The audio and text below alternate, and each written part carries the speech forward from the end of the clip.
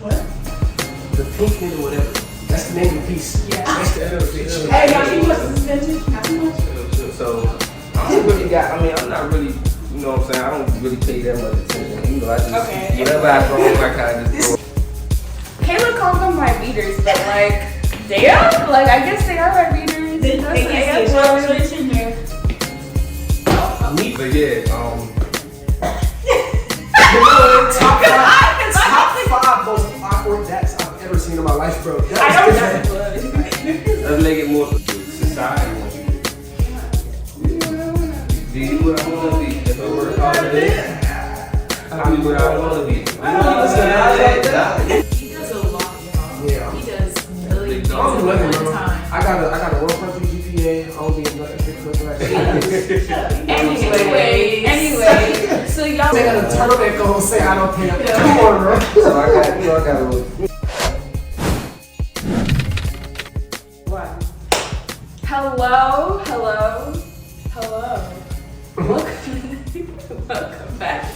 Welcome back to a new episode of the Tiger Talks podcast. So this week we have, this is actually episode 3 for the season. Very excited and everything, you know. Y'all haven't seen these faces in a minute.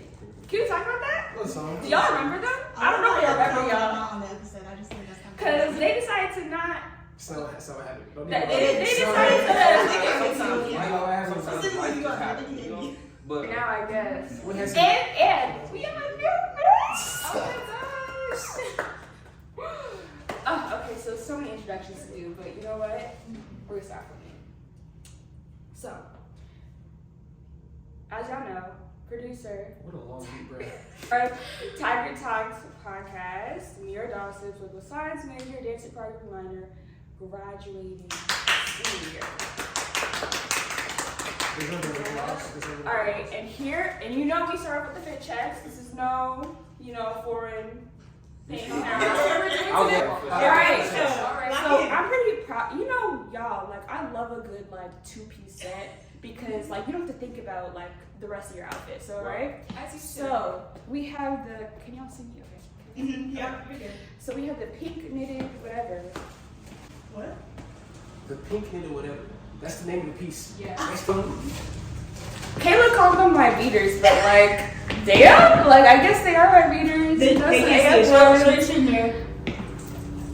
Me personally. I would just took it off. I would just took it off. I like that way. Oh my. I don't know what. I was trying to get in the camera. Yeah, these are my beaters, and she's from Marshalls again, because like my last episode, my outfit was from Marshalls too. So okay, go. Alright, y'all remember me? I was on the. They don't. Who are you? My name is Jackson Greenleaf. I'm a journalism major, junior from Prince George's County, Maryland. Fit check? Yeah. Okay. You the fit. Hey, y'all, she was suspended. Not too much. Chill. So, I don't really got, I'm not really, you know what I'm saying? I don't really pay that much attention. You know, I just, whatever I throw on, I kind of just This throw man on. got a turtleneck on say I don't pay up. Come on, bro. So I got a little turtleneck action, you know. Some people can pull it off, some people can't, you know. Then I got the ND. Okay. Y'all see me talking about Okay. the Fighting Irish, you know. Rudy. Y'all gotta watch that movie. It's a hit. Back in the day. I got the. Don't look at me while you. Oh no. I got the. I don't know what these is. I don't know what these is. He did that the first episode. Okay, these some He blazers. did that. And I put the white laces in there just because that's how I was. That's right. But that's the fit check for the day. I'm excited to be a part of this episode. For sure. This topic is gonna be very. Wait, you said your name and everything. Right? Yeah. But this episode, I'm gonna get real fire, real passionate. As you should. As you should. So, yeah, we look forward to it. Okay. Your season, go. Yeah. Alright, Your season, go. Season is crazy. This is my first Tiger Talks episode since the second episode of the first season. So it's been a minute since I've been on camera with everybody. But Auzzy Byrdsell, graduating senior, kinesiology major, journalism minor. I'm the editor-in-chief of the Maroon Tiger. Yeah, he got promoted.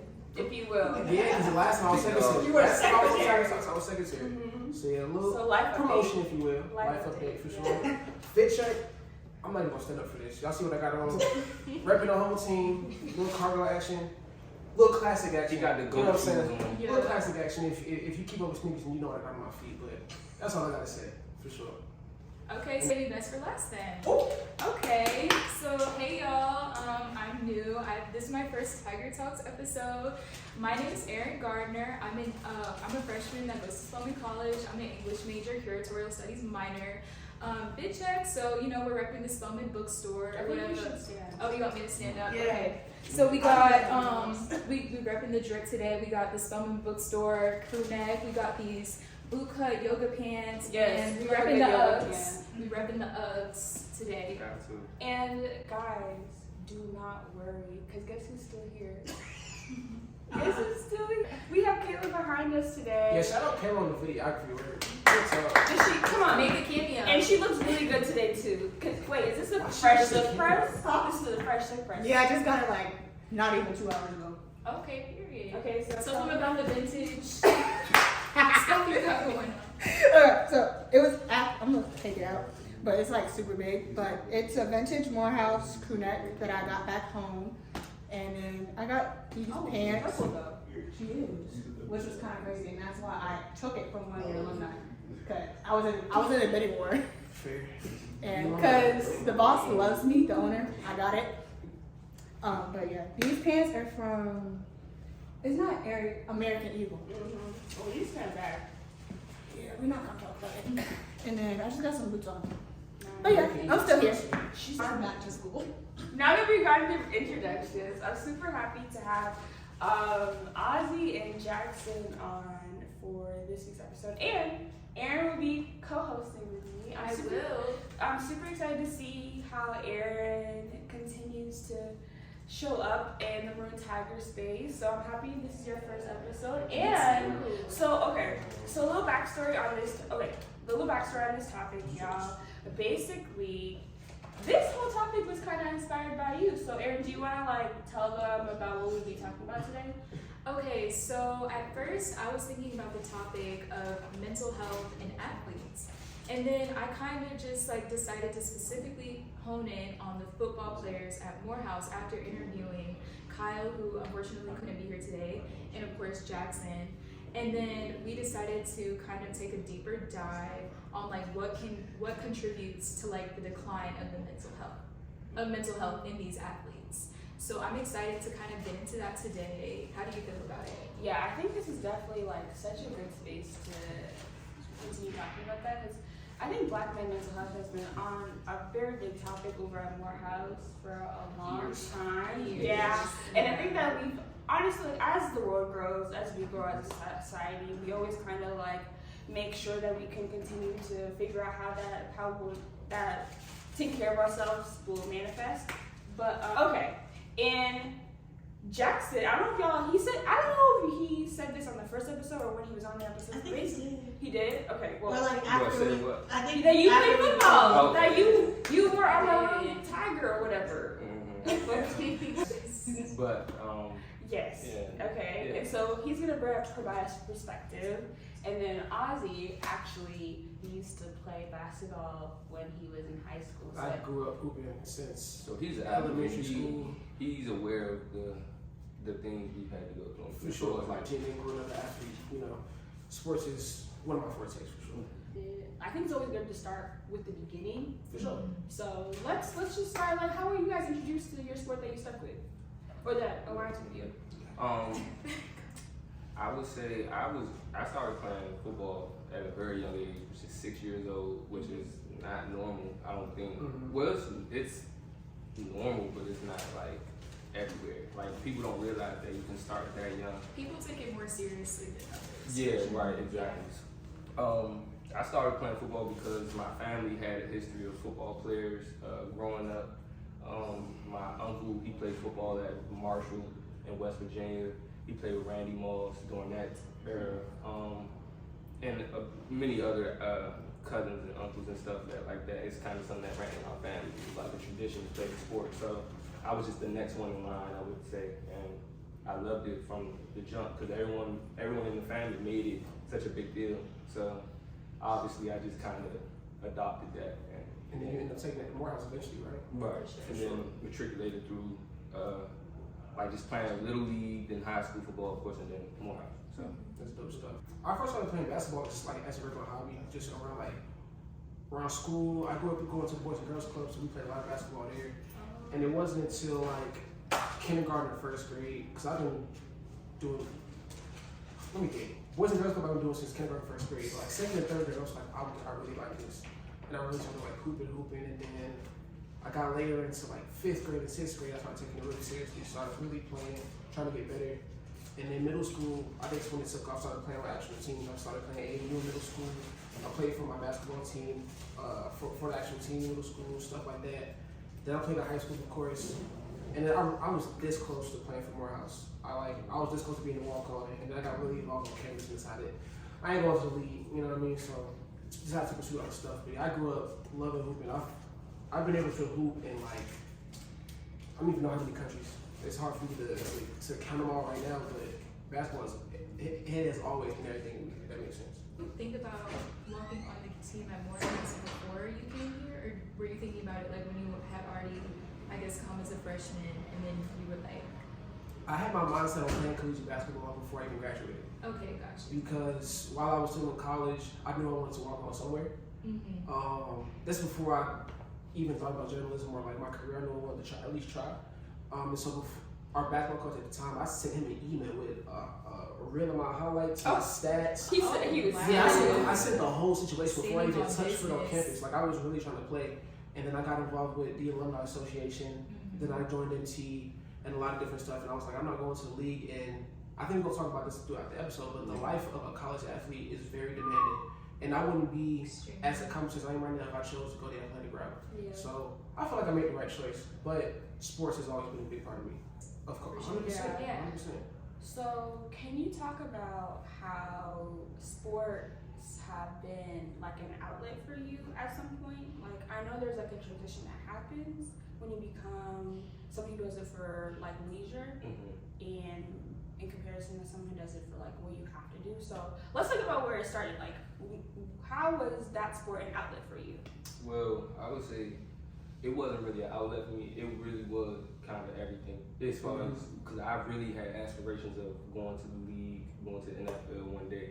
So for me, it wasn't really an outlet. I wouldn't say it was an outlet. I would say it was more so something that I had a passion in, and I put all my eggs in that basket. Or I kind of was like, this is what it is. Like, this football is my thing. So everything else was kind of on the back burner for me. So I wouldn't say it was an outlet, but you mean like an outlet as far as your emotions and things like that. Well, I played, and I didn't act this at first, but I played quarterback since the age of 6 as well, or 6 or 7. So that's kind of different.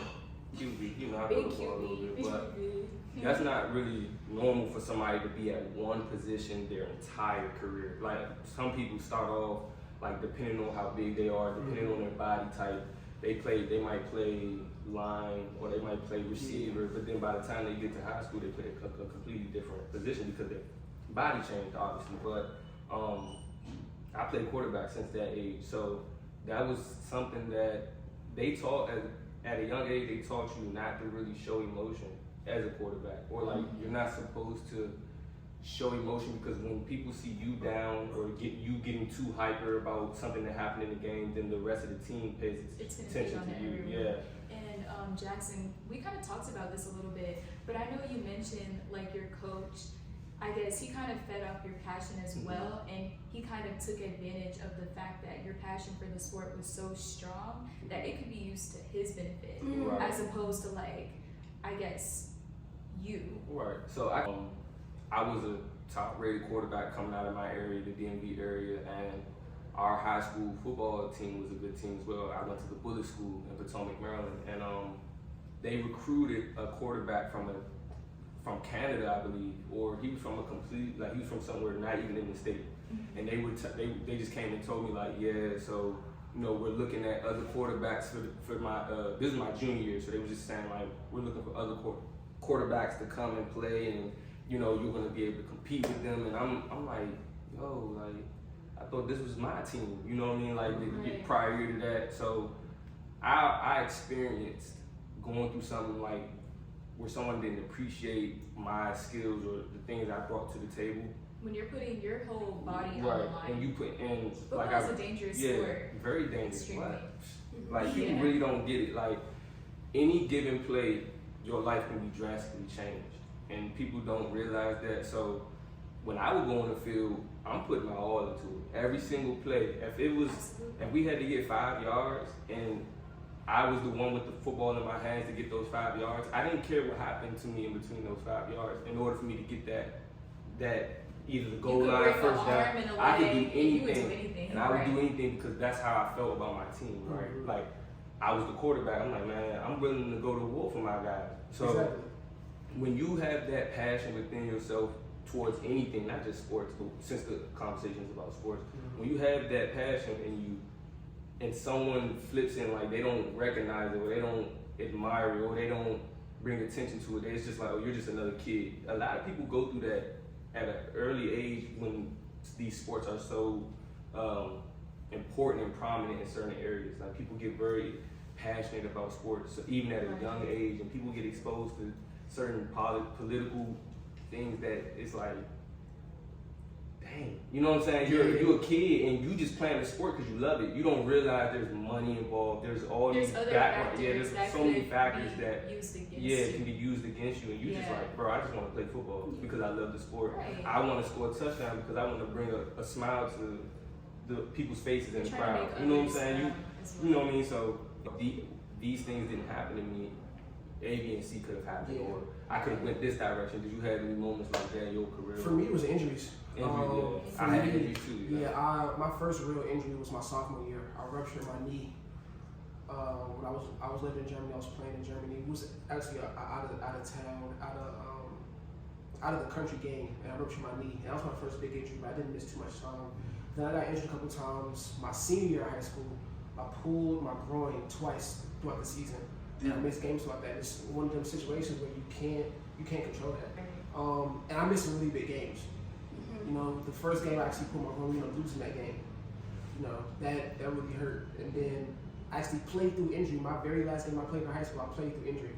Right? It's just that same situation where you love what you do so much, you go through anything that you can to really put out that product. Because that game hurt. Yeah. I don't know if y'all ever pulled a groin or anything. Oh, or yeah. had something Like, pulled. especially playing on it. Yeah. Growing up playing soccer, and the thing is, like, they would kind of expect us to do that, but they didn't really prioritize us as much. So yeah. it's like with any sport, it's just kind of like, I was about to say, same with dance, because I'm a dance minor, and like a lot of our department goes through like a lot of our shows with like mild injuries, I like to say, but still like your body's in pain, and so that is a lot. But also, I have a question for you guys, because you guys, you know, you're talking about how you put a lot of energy and passion behind your teams and the sport in general. So I'm wondering how that sort of translated into your everyday life, right? When you're putting a lot of passion into one area, how does that reflect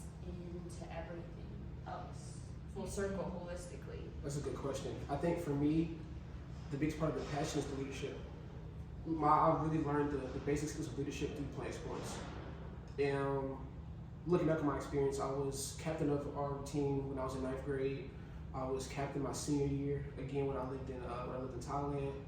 And I really assumed leadership positions. I was MVP that 9th grade year, stuff like that. But for me, being editor-in-chief now, being the founder or whatever of our NBJ chapter, right?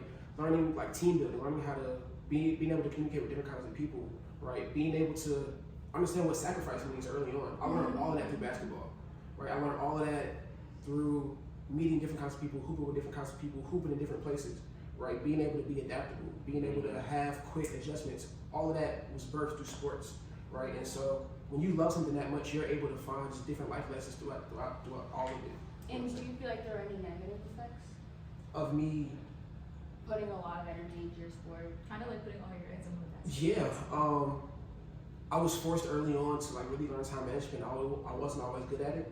You know, so there definitely had times in high school where I felt like my GPA could have been better in high school if I was an athlete. You know, but luckily I took those lessons, and I'm a little bit better at it in college. Because there countless times in high school where I could have managed my time better. Because just like we were saying, it takes a lot of time to be a student athlete. I mean, It's all about balance. It's all about balance. You learn that stuff early on. I think that was the one negative I had as a student athlete. What was the original question? So, Mira's coming with him.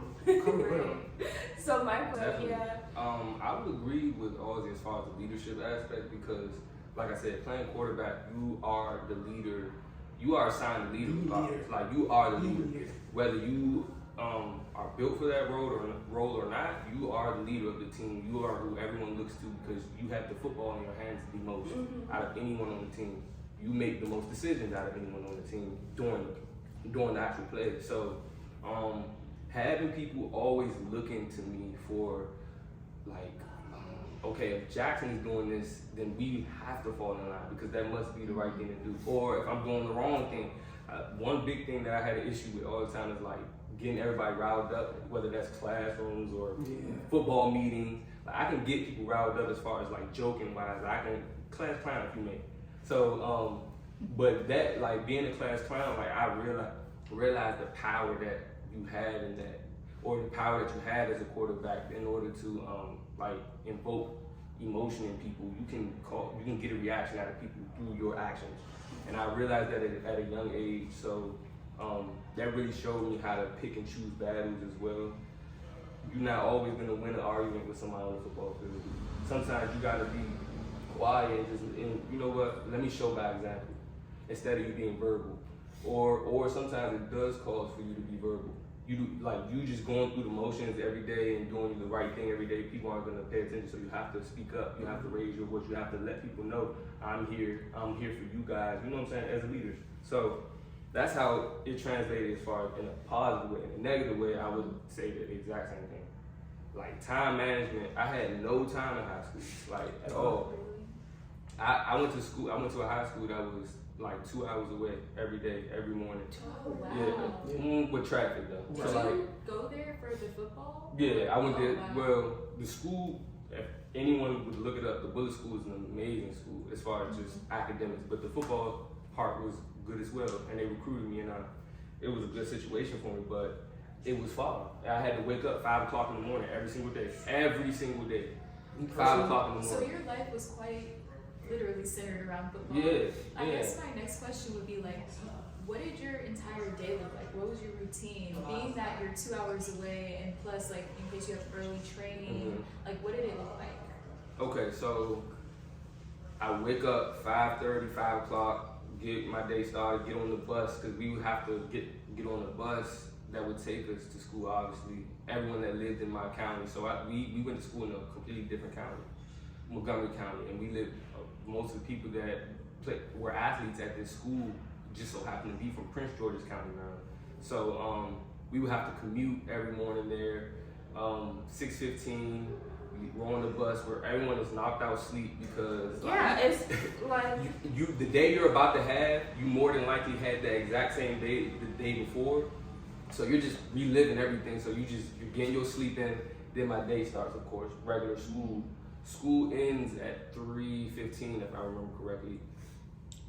3:40 is football practice. 3:40 to 6. 3:40 to 6, I'm in football practice. Then I'm on a bus for 2 more hours to go back to where I'm from. Right. Then I had a personal quarterback trainer that I would train with every night from 8, depending on what time we would get there. So usually the bus, I would go straight from the bus, and on top of that, if we didn't have football practice, we would have football workouts in the off season. And I would still work out after that initial workout with the football team. Like I would do an extra workout by myself with my coach. But And then you're also learning a playbook. I'm learning the playbook. Yeah. I'm in AP classes. I'm taking AP classes. So I gotta remember, and I'm taking a leadership role as far as the entire school, because my school went from I want to say did they do pre-K? I want to say 3rd grade to 12th grade. So a lot of the younger people at the school, in the elementary school and the lower school, would look up to me as well. So I would have to come and speak sometimes, speaking and engaging, just because I'm the quarterback of the school. At the time, I didn't realize what I was doing was so draining because I'm in it and it's just happening. You know what I'm saying? Sometimes when you're an athlete, you can get into a cycle where it doesn't really seem like you're doing a lot because you're in that cycle. You're kind of in your groove.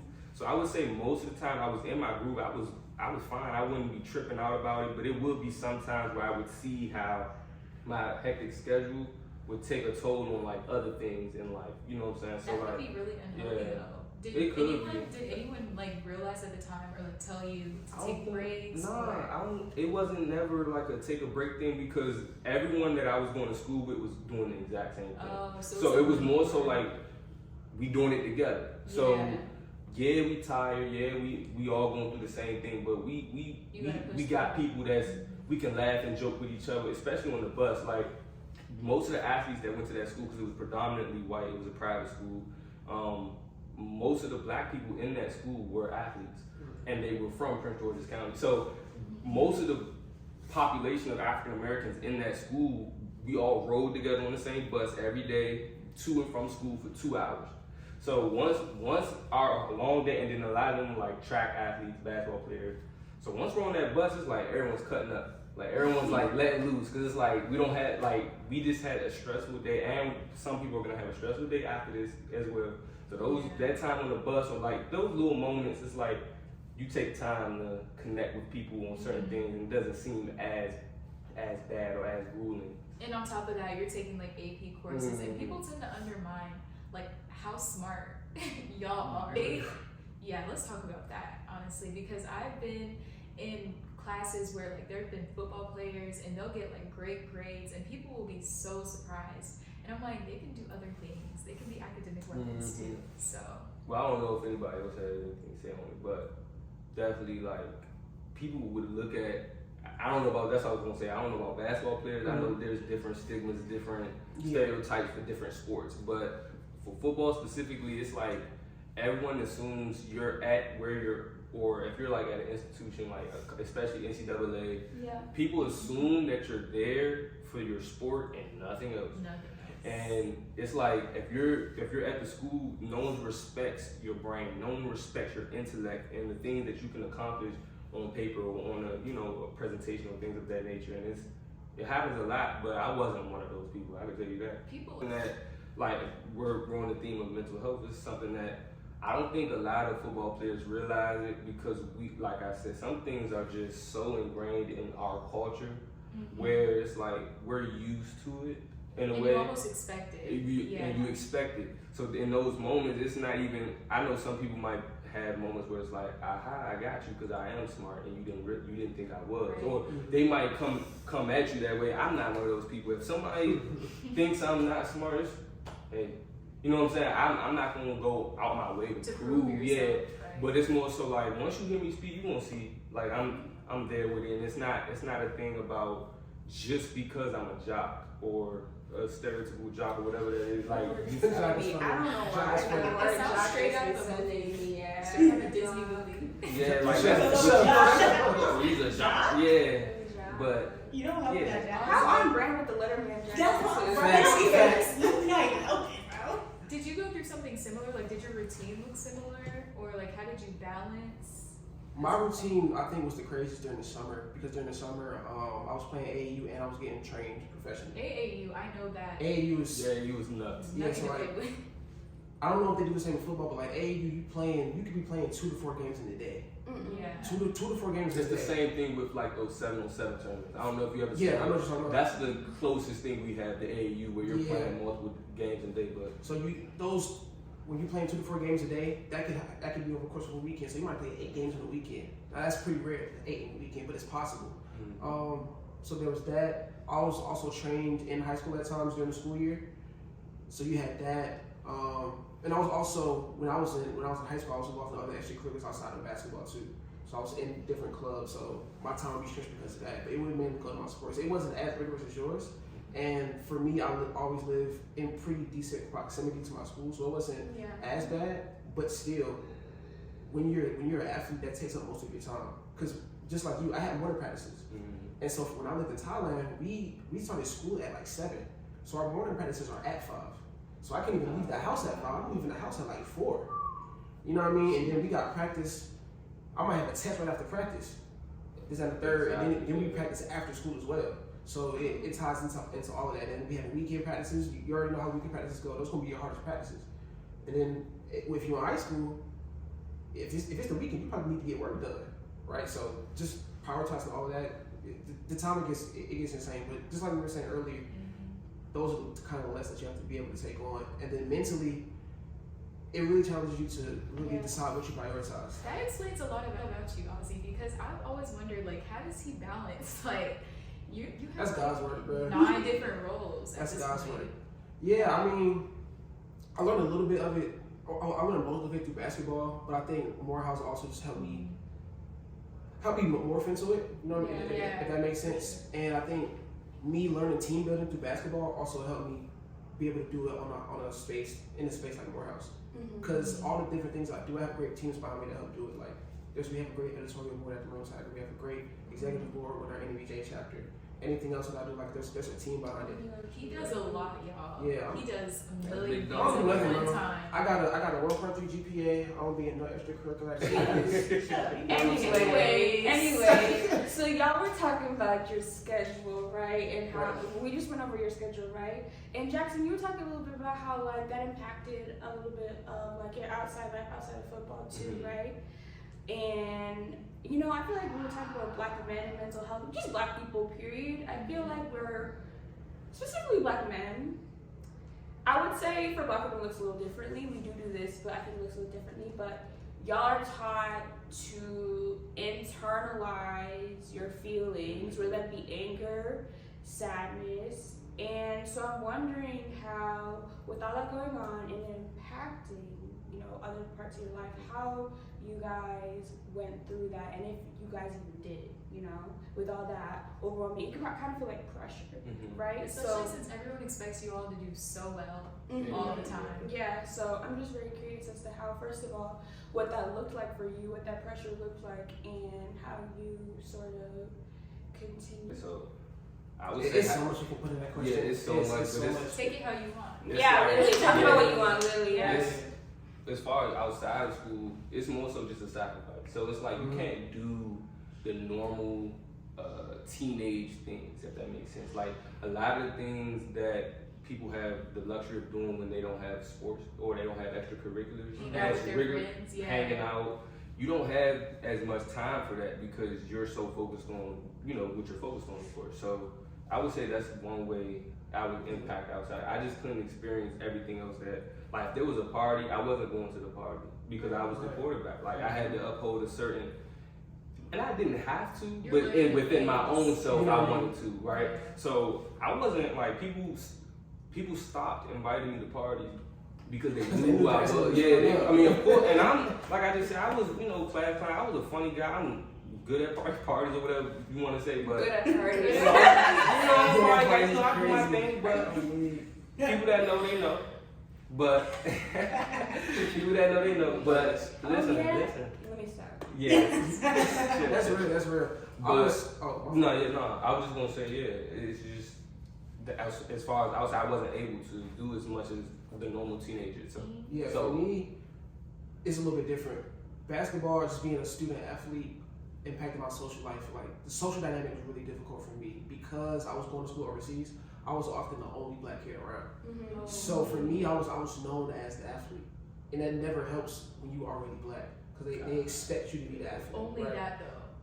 For the most part, yeah. You know, and it didn't help because I love basketball so much, so I didn't want to stop hooping because I didn't want to be remembered just as the basketball player all the time, right? So there was definitely certain times in high school where I had to really, and just talking about mental health, like that definitely played into it. Just understanding how to navigate when you're not hooping, when you're in class, when you're around campus, when you're just doing the teenage stuff, right? Sometimes you can't do teenage stuff, and that plays into, well, he'll be here, he don't do this, right? All we see him doing is hooping, right? So that really played a role in just how I had to carry myself around campus, how I made friends, how I made connections with different people. because I hated only being remembered as a basketball player. Yeah, I was about to ask Right. you, how do you feel like that impacted your identity? Because, like, you know, like black men, y'all are already feeling like you have to be like hyper masculine, if you will. Mm-hmm. So, how do you feel like, and being known as an athlete, that's like times 10. Yeah. Masculine, athlete, physical. Black So, man. how did, and you're already in a formative year of high school. Right. So, how do you feel like that affected your identity when you're already trying to figure it out? I think, honestly, that's actually a really good question because I really struggled being my true self over there because I didn't have anybody to relate to me.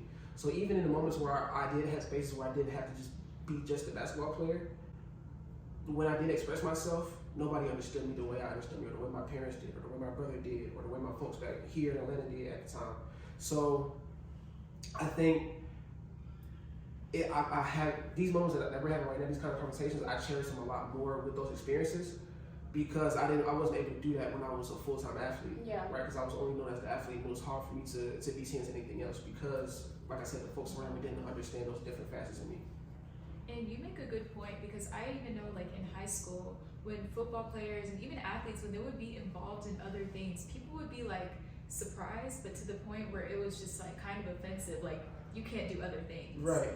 Like, you're only this football player, you're only this basketball player. Like, I was interviewing this guy who was in he was in this construction class, and he actually, like, that's what he did outside of football, but no one ever knew that because they only knew him as the football player. Mm-hmm. He was nothing else to them. So I just thought that was an interesting point that you brought up. And it's powerful because once you step outside of your sport, if you're asked to do that, you know what I mean? Once you start making different moves outside of your sport, people look at you so differently. Either they're super shocked, they try to cling onto your success, or they try to be like, you know what I mean, I saw this the whole time. No, you didn't. No, you didn't. Because, like, I agree with you because I'm be transparent. Like, Jackson, we talked about this after, but once you told me you weren't on the football team anymore, I was like, what? Yeah. I was like, okay, so, so. That's different. No, and then I was just gonna add on to like as far as identity and putting somebody Yeah. putting you in a box. Mm-hmm. I like growing like people don't know this or people may or may not know, but I'm a nerd. Like I'm into comic books, Star Wars. Yeah. When we was Lord of roommates, bro. When we was roommates, he had a bunch of Star Wars characters on the little joint on the shelf I in front had of Star his Wars bed, bro. figurines, bro. The Luke Yes. Skywalker, R2D2, I'm I'm everything. talking about like lined up. I'm hip. Like I was it's so many very different. excited Yeah. to make fun of this episode. Had to. They were immaculate roommate combos. Yes. Yes. The duo. But no, but just to say like the nerd part, like I would have conversations with some of my white friends in high school, or like they knew I was the football guy, right? I'm the quarterback of the school, so I would shock them when I would come to them with my knowledge of certain things, like as far as like Star Wars and things like that. Like they'd be like, everyone would look at me like I had 3 heads because they're like, this is Jackson, he's the cool guy, he dances, he's funny. How does he know about? And it's like they would look at me like, oh, you know about Batman and Superman and things like that. And I'm like, yeah, I know about all that. So, and they would be shocked. So I could see it in that moment. Like I've had those moments firsthand where I'm like, dang, I could see the shock in their face. Like they didn't believe I could come with something like that. But then once I'm in it, they like, okay, Jackson know about that. Okay, cool. Exactly. So like like I said, people will definitely try to put you in a box when you're an athlete. Like they like you can't do anything else. Did they feel that way when you came into journalism? I would say 100%. I mean, I shot myself because I always thought I would be a full-fledged athlete or a full-fledged somebody in sports. Like I came in more as a community college major. I expected to pursue athletic training and sports administration and that whole kind of field. But it's funny you ask that question. I don't keep up with too many people from high school, at least from my overseas high schools, right? But when I do those conversations, it's like, oh my goodness, I would have never thought this, that, and the third, right? And you take it multiple ways. Sometimes you take it as you didn't think I was this smart. Like backhanded compliment. Yeah, right. Like, Like, yeah, one of those you know what I mean? Yeah. yeah. But then sometimes it also comes off as like, I had to keep in mind, they didn't really know me when I was in high school, right? Because I couldn't express myself the way that I really wanted to, or I couldn't be understood the way that I wanted to. So sometimes I look back and I'm like, well, of course you didn't, because you didn't know me for real. Right? You didn't know Auzzy to this extent, so of course Did you know didn't see yourself this. for real? Yeah, I mean, I didn't always know I would be a journalist, but I knew I would be somewhere this high, right? If I wasn't in this industry, that's how I knew I would be in that Somewhere. industry. In the same kind of stature. So I always had that confidence in myself. It took some other people by surprise, and that's just how it went. And so what was that, y'all both talked about, like, you know, that being somebody not really seeing the value of, like, your content or character impacted you, but what was that process like, sort of demonstrating your true self and what you thought that, who you were internally? How was that process? Was it always easy? Like, what were some of those hard times of trying to, like, come into yourself? I think it was difficult going into high school because I had to mature. I keep saying class clown, but I really was an issue. Like in middle school, I always got good grades. Like not great, but good grades. You know what I'm saying? Things that you know I can hang my hat on a little bit. But I always got my work done, and then after I got my work done, it was like, oh, it's joke time. Mm-hmm. So when I went into high school, people were kind of like, okay, you're joking too much. Like, yeah, you're funny. Yeah, everyone's laughing at you, but you're doing the most. And it took, I was like, whoa. Like, because I was always liked and loved by everybody. So when I got to high school, people were like, bro, like, relax, calm down. And it's like, I had to really accept that and learn, like, okay, let me tone it down a little bit, let me mature a little bit. But that was something that's probably one of the only challenges I had, like, as far as being myself. Like, I was always laughing and joking, but I learned that I had to turn it down once I got to high school. I mean, I know they don't have anything to do with athletics, but that was no. But like we're talking about mental. So that was really something that I had to learn, just to like calm down. And then once I figured that out, I was cool. For sure. So that was one thing. Yeah, that for me it relates directly to my athletics because, like I said, in high school where I was one of few or the only black kid, for me my sport was the only place I really could be myself. Right?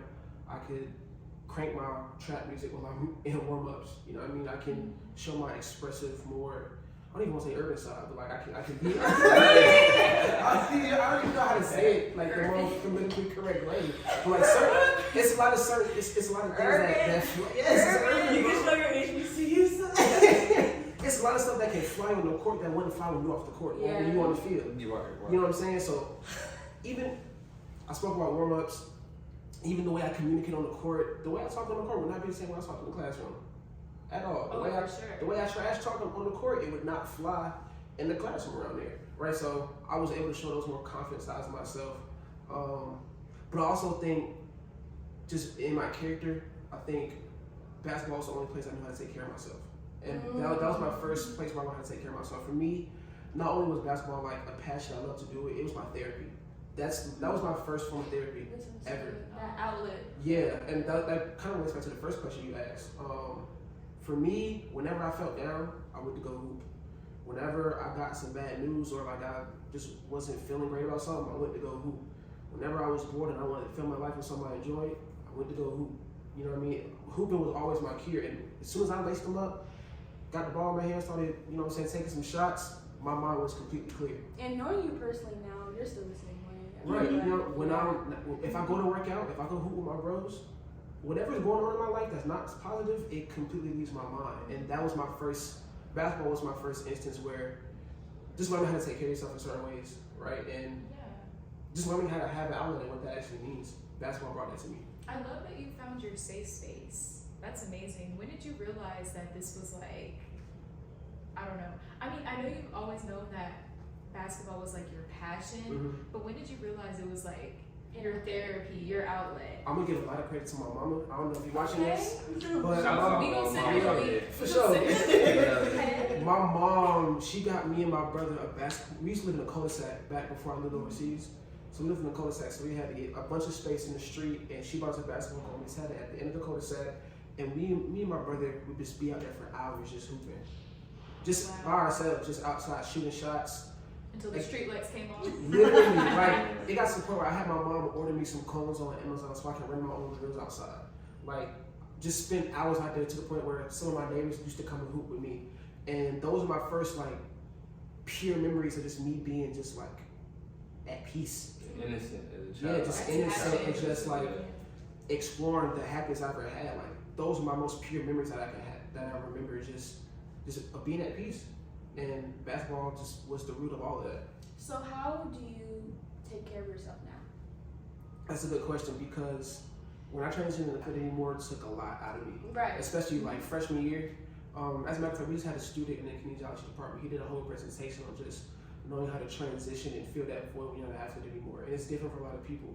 For me, when I started off in journalism, I started off in sports journalism, so I kept the sport in my life. For me now, I watch the game every day. So I keep up with the NBA like very consistently. I still do sports journalism, even though I do all types of journalism. Right. Even when I came into Morehouse, I was a kinesiology major. So for me, it's keeping the game around me in some way. Even if I'm going to a park and people with friends, just keeping the game involved with you, it keeps the passion there, but it makes you appreciate the game from a different perspective, right? Sure. So for me, just keeping it around me in different facets really helped my transition, and it's still my escape. In a way, you combine two of your passions. 100%, yeah. And then Jackson, you were talking about how. Okay, we just talked about how you left the football team. So you want me to go into that? Yeah, and then how you are transitioning now. Yeah, so definitely an identity crisis, like type of, well, not for me, but I'm saying in general, when you're trying to make that transition, it's like, who am I, right? It's like, I'm so used to playing this sport. Everyone in my family knew I played this sport. All my friends knew I played this sport. Everyone harps on it. Like whenever they see me, it's like, okay, what you doing on the field now? Or what's the next move?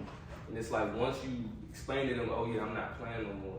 It's like, oh, it's like some people that had true faith in you or that had. It's like their heart is broken. They heartbroken too. Yeah. They're like, dang, I seen something in you, and it's like you have to go through that and look at them like, okay, dang, like did I let people down? But at the same time, it's your life. You know what I'm saying? You have to make those decisions for you. So going into my situation, when I was playing football, I didn't appreciate the situation that was going on here on Morehouse campus as far as the football department, the football team. So I realized I'm not gonna keep sacrificing my body and hurting myself for something that isn't going to produce any fruits, and it's later on in my life, right? All I'm gonna end up with is a concussion, a messed up mind, torn ACL, knees I can't wear. I'm trying to carry my kids in the future. I can't even do it because my shoulder's messed up. It's like different things that you think about. Crazy. You like, man, I don't have to do that. Like and then especially black young boys, like they put the basketball or the football or the gun in your hand at a very young age. That's really what it is, especially in the inner city. That's just, it is what it is. Or a rap, or you go be a rapper, gangster, football player, basketball player. So when I don't know, it's just, people harp on that and they try to assign that to black children, and it's like we can do so much more than just being we're multifaceted. We don't have to just be those things. So once you realize that, like, man, I could be so much more than just this sport. I can prosper outside of just being an athlete and using my body. I can use my mind. So that's kind of where I was at with it. That's when I was transitioned to being a journalism major. I was like, I can use my mind. I don't have to keep using my body to progress myself. So, would you say that you ever had like any sort of identity crisis? Like, have you thought, I really don't know who I am? Well, because ever since when you quit football and you were just like, this is made up of this has made my life. Yeah, my life. It's been such a good, right. So I would say I somewhat did, but at the same time, I knew that I had other talents and other gifts that God gave me. So I was like, I just gotta focus on those gifts instead of my athletic gift. But I know in some ways it can be difficult because some people, like, they don't have a plan B. Everything, like, it's coming from inner city families or whatever the case may be, and going back to pressure, people put so much pressure on you because they see something in you and they're like, you can make it, you can get us out of here. Like, we stuck in this situation. If you just do what you gotta do though, we all gonna be good. Yeah. So when people don't have a plan B, when plan A fails, they're like, dang, I just let everybody down, not just myself. It's like, I just let the hood down. It's one of them type of things. And I feel like people don't know that they can do something after their sport, but I'm here to tell you, you can. Like, you're here, like, you're placed on this planet for a reason, and it's not just to shoot a ball through a hoop or, you know what I'm saying, or to run a touchdown. So anyway. Then they tell little kids that. Like what you just said about you're put here to do this, and like they basically expect them to save them. And a lot of people are projecting themselves on children and live vicariously through them. Right. For sure. So it's even parenting and coaches as well. I would say it's when the parents do it's worse, but people don't realize the coaches do it as well. They live their life or what they wish they could have done through the children. And you put all these different aspects and mental things within someone's mindset of how to carry out life. And it's like, am I doing that because that's what you wanted to do? If that was your dream, or is it something that, you know what I'm trying to say? Like people project that on you, and it's like, okay, I know that will get me somewhere, but is that where I want to be? I know exactly what you mean. My dad tried to live through me, and it just never, it did not end. That's real. He did try to live through me, and I was like, yeah, soccer, it was my passion, and then it just wasn't. So, but he was like, nah, you could make it. I'm like, nah, that's not just gonna happen. So I know exactly what you mean. But I feel like that's a good note to sort of culminate this whole conversation. So I guess my last question is like, what do you have to say to people who are Black men particularly, who are choosing between their mental health, their sport, and their passion, and what lasting words do you have for Black men to culminate the conversation? Between your sport, your passion, and what was the third part? Mental health. Mental health. I love Kayla. She on point. Shout out to Kayla. She got that producer putting in the work. That's such a good question. I would just say to take a look at it holistically. Don't look at one aspect of your sport, because oftentimes our sports are a passion, so we only look at the playing side of it. But there's so many different sides to your sport that you can take on throughout your life. So my biggest advice is just be able to look at your sport holistically, because there's so much you can take from that. Take it off the field, off the court, off the pitch, whatever. Because these are life lessons that we're getting as athletes. They're genuine life lessons. Like you look at LeBron, he came up as an athlete. Basketball was a catalyst for him to be one of the most influential Black people in our generation. Easily, right? But basketball was the catalyst for it. So just look at your sport and your experience holistically, for sure. I would say don't be placed into a box as far as anything, as far as your passion, whether that's outside of sports or if it is your sport. Don't let anybody put you in a box where they like, you should be A, B, and C. You can be anything, right? Like you can be anything you want to be. You don't have to be what society wants you to be. Be what I want to be. If I work hard at it, I'll be what I want to be.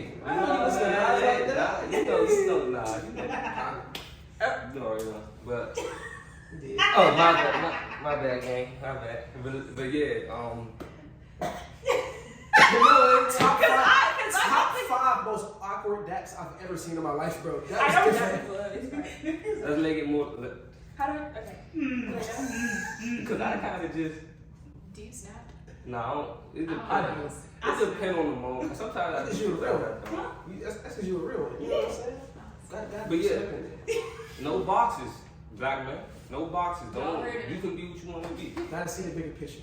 You gotta see the bigger picture, and also, there's multiple aspects to your sport, as far as industry wise. So like you can be something behind the scenes as well. Like if you are that passionate about your sport, that passionate about, you know, the sport that you have been doing all your life, like there's ways to still be a part of the sport, and you don't have to use your body to be a part of it. So that's one thing I would for sure. Yeah, just don't. I think the one sentence I would say is don't be your sport.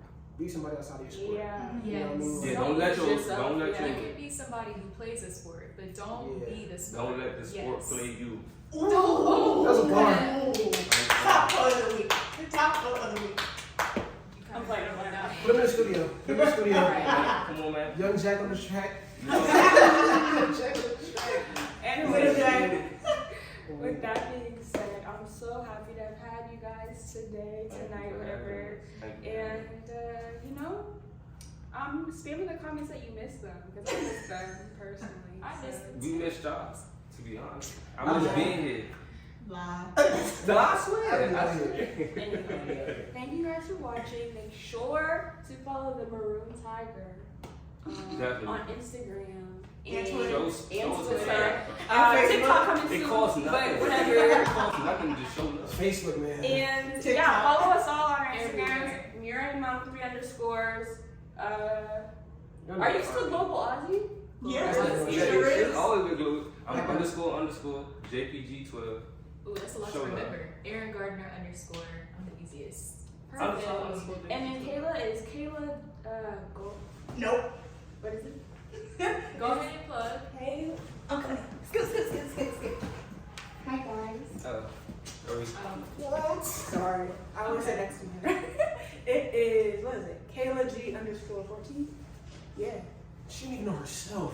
Right, she Well, don't even know her own And self. with I don't that, give people my Instagram like that. What you said? with that, we're